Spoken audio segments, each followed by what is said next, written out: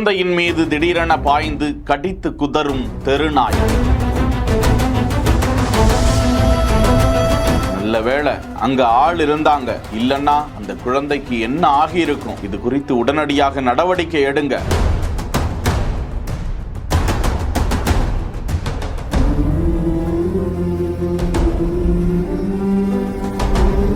ஹைதராபாத்தில் யூசுப்குடாவின் ஸ்ரீ லட்சுமி நரசிம்மர் நகர் என்ற பகுதியில் வீட்டின் வாயிலுக்கு ஒரு குழந்தை விளையாடி கொண்டே வருகிறது. அந்த கணம் தெருவில் நடந்து வந்து கொண்டிருந்த தெருநாய் ஒன்று திடீரென அந்த குழந்தையின் மீது பாய்ந்து தாக்கக்கூடிய, கடித்து குதறக்கூடிய காட்சி வெளியாகி நெஞ்சை பதைக்க வைக்கிறது. அந்த கணம் அந்த வீட்டில் இருந்த முதியவர் தடி ஒன்றை எடுத்து வந்து அந்த தெருநாயை அடித்து விரட்ட, படுகாயமடைந்து அலறி துடித்துக் கொண்டிருந்த அந்த குழந்தையை உடனடியாக மருத்துவமனைக்கு அழைத்து சென்றனர். அந்த பகுதியில் இரண்டாவது நாய் தாக்குதலாக பார்க்கப்படும் நிலையில் இது குறித்து கடுமையான நடவடிக்கை எடுக்க வேண்டும், தெருநாய்களை பிடித்து செல்ல நடவடிக்கை எடுக்க கோரி அதிகாரிகளை மக்கள் வலியுறுத்தி உள்ளது குறிப்பிடத்தக்கது.